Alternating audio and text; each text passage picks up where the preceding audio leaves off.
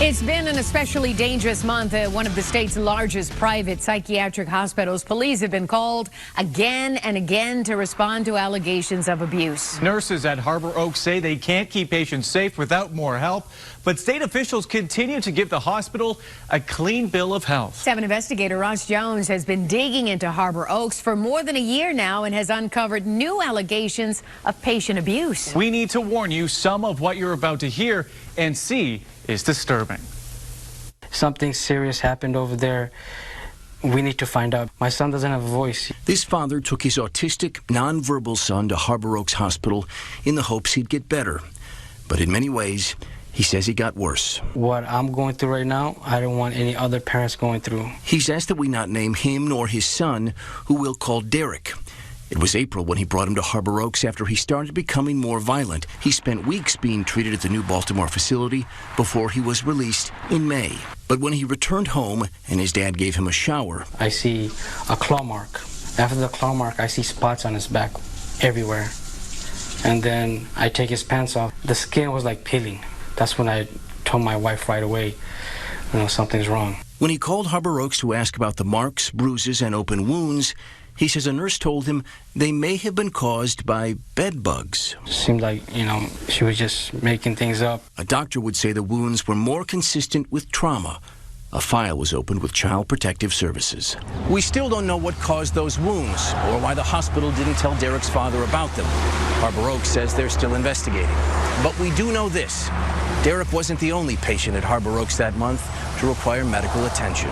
New Baltimore Police, dispatcher Wyndham. 2 days after Derek was discharged from Harbor Oaks, 2 other patients say they were assaulted by another patient. The first patient was punched and the second patient was kind of body slammed. According to police records, both patients were punched in the face. One was thrown to the ground, causing a seizure.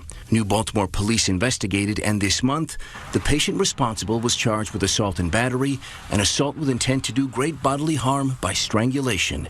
He is awaiting trial. But police would return to Harbor Oaks very soon. Only a few weeks later, they were called again when another patient claimed he was the victim of a sexual assault. On June 3rd, a 17-year-old patient at Harbor Oaks said before he went to bed, his roommate asked him to perform oral sex. The teen said no. Then, according to police records, the roommate put his hands down the victim's pants and molested him for 10 minutes. Where there's smoke, there's fire. There's been an incredible amount of smoke coming out of this facility. Mark Reinstein is the president of the Mental Health Association in Michigan.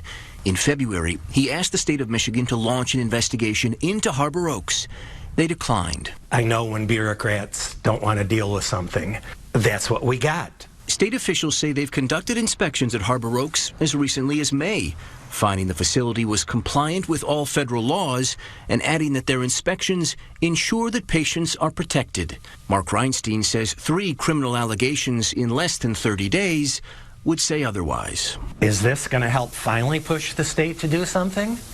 Or will they continue to do nothing? Earlier this month, the Macomb County prosecutor's office filed charges against the accused patient in that alleged molestation. He is due in court on August 1st. Officials with the state say they took Mark Reinstein's concerns seriously when they met with him last February and welcome any other information about abuse inside the hospital. Of course, so do we. My email address is on the screen, ross.jones@WXYZ.com. We should point out, Harbor Oaks did not respond to requests for comment. Carolyn? Ross, I know you're going to stay on it. Hopefully you will get to the bottom of it for sure. Thank you so much, Ross, for all your reporting.